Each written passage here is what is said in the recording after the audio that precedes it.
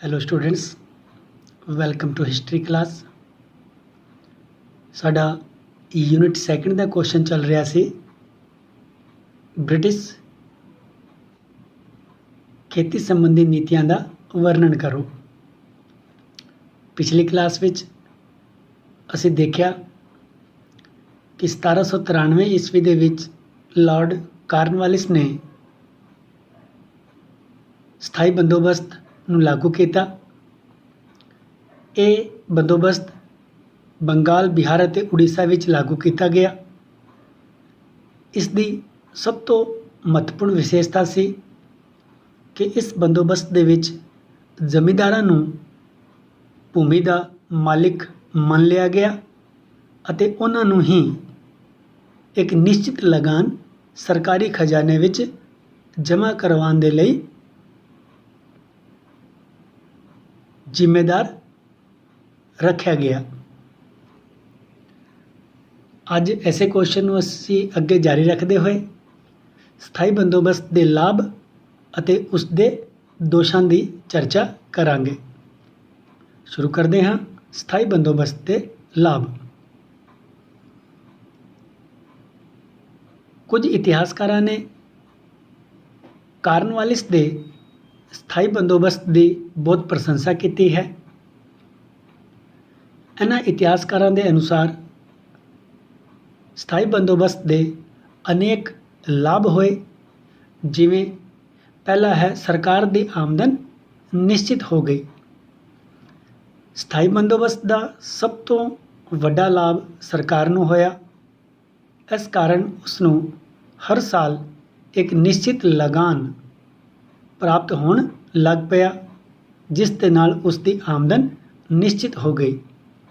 इस तो पहला लगान दे घटते वधदे रहन दे कारण सरकार दा अंतिम क्षण तक अपनी आमदन का पता नहीं चलता सी। इस कारण वो प्रशासनिक कार्यां ते किए जाने वाले खर्च के संबंध विच भी अनुमान नहीं ला सकती सी। हुण आमदन के निश्चित हो जाने के कारण सरकार दे लई ऐजा करना आसान हो गया। अगला पॉइंट, प्रशासन विच कुशलता का आना। स्थाई बंदोबस्त के कारण सरकार नूं समय समय ते भूमि लगान निर्धारित करने की जिम्मेदारी तो छुटकारा मिल गया। इस तो अलावा उसनूं लगान की वसूली के लिए बहुत जे अधिकारियों नूं नियुक्त करन दी उलझन तो भी मुक्ति मिल गई। इस कारण सरकार दे लई प्रशासन दे होर विभागां वल ध्यान देना संभव हो सकिया। सिटे वजों प्रशासन विच ज़्यादा कुशलता आ गई। अगला लाभ है खेती का उन्नत होना। स्थाई बंदोबस्त के कारण खेती विच जबरदस्त उन्नति हुई। इस तो पहला जमींदार खेती कार्यां विच कोई रुचि नहीं लैंदे सन। इसका कारण ये सी कि उन्हां नूं ये भरोसा नहीं सी कि अगले साल भूमि उन्हां दे कोल रहेगी या नहीं, परंतु हुण उन्हां नूं हमेशा दे लई भूमि का स्वामी या मालिक बना दिता गया सी। इस तो अलावा उन्हां नूं एक निश्चित लगान ही सरकार दे कोल जमा करवाना हुंदा सी अते शेष या बाकी आमदन दे मालिक वो खुद ही होंदे सन। सिटे वजों हुण उन्हां ने खेती नूं उन्नत करन दे लई कोई प्रयास बाकी ना छड्डिया। उन्होंने जंगलों नूं साफ किया अते बंजर भूमि नूं भी खेती योग बनाया। इस तरह चारे पासे खुशहाली फैल गई। अगला लाभ, ब्रिटिश शासन नूं स्थिरता प्राप्त होना। अंग्रेज़ों ने जमींदारां दे लई अंग्रेज़ों ने जमींदारां नूं हमेशा दे लई भूमि का मालिक बना दिता सी। इसलिए जमींदार अंग्रेज़ों के पक्के समर्थक बन गए ਉਹਨਾਂ ਨੇ ਹਰ ਸੰਕਟ ਦੇ ਸਮੇਂ ਅੰਗਰੇਜ਼ਾਂ ਨੂੰ ਪੂਰਾ ਸਹਿਯੋਗ ਦਿੱਤਾ ਅਤੇ ਭਾਰਤ ਵਿੱਚ ਬ੍ਰਿਟਿਸ਼ ਸ਼ਾਸਨ ਨੂੰ ਸਥਿਰਤਾ ਪ੍ਰਾਪਤ ਹੋਈ। ਸਥਾਈ ਬੰਦੋਬਸਤ ਦੀ ਪ੍ਰਸ਼ੰਸਾ ਕਰਦੇ ਹੋਏ ਪ੍ਰਸਿੱਧ ਇਤਿਹਾਸਕਾਰ ਮਾਰਸ਼ਮੈਨ ਦਾ ਕਹਿਣਾ ਹੈ ਕਿ ਇਹ ਇੱਕ ਸਾਹਸ, ਬਹਾਦੁਰੀ ਅਤੇ ਬੁੱਧੀਮਾਨੀ ਦਾ ਕਾਰਜ ਸੀ। ਅੱਗੇ ਹੈ ਸਥਾਈ ਬੰਦੋਬਸਤ ਦੇ ਦੋਸ਼। ਕੁਝ ਇਤਿਹਾਸਕਾਰਾਂ ਨੇ ਕਾਰਨਵਾਲਿਸ ਦੇ ਸਥਾਈ ਬੰਦੋਬਸਤ ਦੀ ਆਲੋਚਨਾ ਵੀ ਕੀਤੀ ਹੈ ਅਤੇ ਇਸ ਬੰਦੋਬਸਤ ਨੂੰ ਕਾਰਨਵਾਲਿਸ ਦੀ ਭੁੱਲ ਦੱਸਿਆ ਹੈ, ਗਲਤੀ।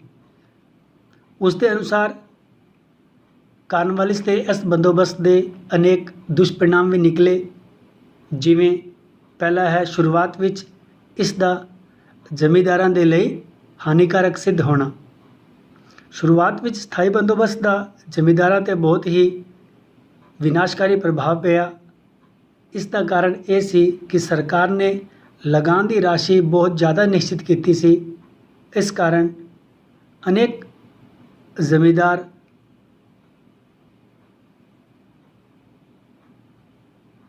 ਆਪਣੀ ਲਗਾਨ ਦੀ ਰਾਸ਼ੀ ਨਿਸ਼ਚਿਤ ਸਮੇਂ ਤੱਕ ਸਰਕਾਰ ਦੇ ਖਜ਼ਾਨੇ ਵਿੱਚ ਜਮ੍ਹਾਂ ਨਹੀਂ ਕਰਵਾ ਸਕੇ ਅਤੇ ਸਰਕਾਰ ਨੇ ਉਹਨਾਂ ਦੀ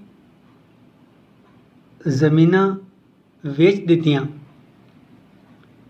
ਇੱਕ ਅਨੁਮਾਨ ਦੇ ਅਨੁਸਾਰ 1794 ਈਸਵੀ ਤੋਂ 1815 ਈਸਵੀ ਦੇ ਮੱਧ ਲਗਭਗ ਅੱਧੇ ਜ਼ਮੀਂਦਾਰਾਂ ਨੂੰ ਆਪਣੀ ਜ਼ਮੀਨਾਂ ਤੋਂ ਹੱਥ ਧੋਣਾ ਪਿਆ ਸੀ।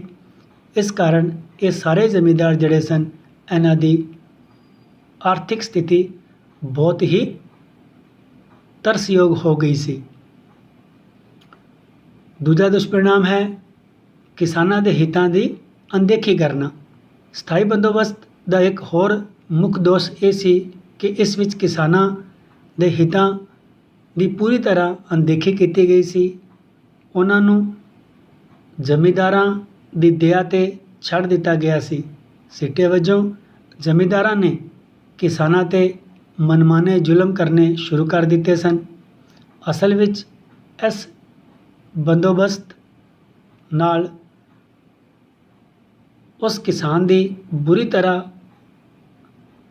ਅਣਦੇਖੀ ਕੀਤੀ ਗਈ ਜੋ ਆਪਣੇ ਗਾੜੇ ਪਸੀਨੇ ਨਾਲ ਉਸ ਧਨ ਨੂੰ ਪੈਦਾ ਕਰਦਾ ਸੀ, ਜਿਸ ਨਾਲ ਜ਼ਮੀਂਦਾਰਾਂ ਦਾ ਗੁਜ਼ਾਰਾ ਚੱਲਦਾ ਸੀ ਅਤੇ ਅੰਗਰੇਜ਼ੀ ਸਰਕਾਰ ਦਾ ਖਜ਼ਾਨਾ ਭਰਦਾ ਸੀ। ਅਗਲਾ ਦੁਸ਼ਪਰਿਣਾਮ ਹੈ ਸਰਕਾਰ ਨੂੰ ਆਰਥਿਕ ਨੁਕਸਾਨ। ਸਥਾਈ ਬੰਦੋਬਸਤ ਦੇ ਕਾਰਨ ਸਰਕਾਰ ਦੀ ਭਵਿੱਖ ਵਿੱਚ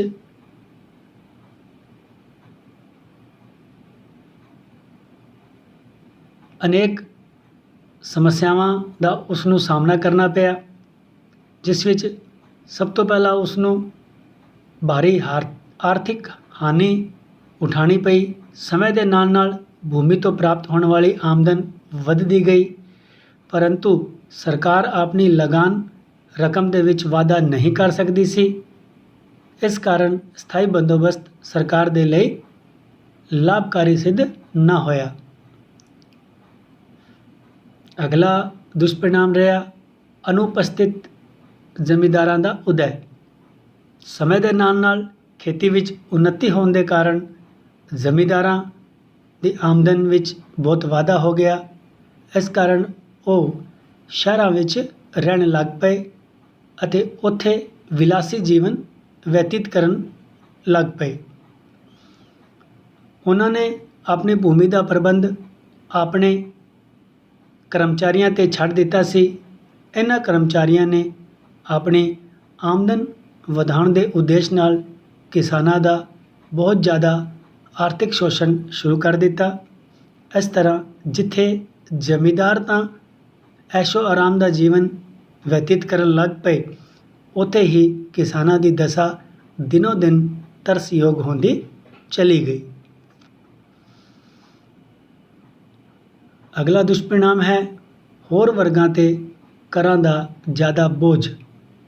ਸਥਾਈ ਬੰਦੋਬਸਤ ਦੇ ਕਾਰਨ ਕਿਉਂਕਿ ਸਰਕਾਰ ਨੂੰ ਹਰ ਸਾਲ ਭਾਰੀ ਘਾਟਾ ਹੋ ਰਿਹਾ ਸੀ, ਇਸ ਲਈ ਉਸਨੇ ਆਪਣੀ ਆਮਦਨ ਨੂੰ ਵਧਾਉਣ ਦੇ ਉਦੇਸ਼ ਨਾਲ ਗੈਰ ਕ੍ਰਿਸ਼ਕ ਵਰਗਾਂ यानी जो खेती ਦੇ ਕਾਰਜਾਂ ਤੋਂ ਨਹੀਂ ਜੁੜੇ ਹੋਏ ਸਨ, ਗੈਰ ਕ੍ਰਿਸ਼ਕ ਵਰਗਾਂ 'ਤੇ ਭਾਰੀ ਕਰ ਲਾਏ।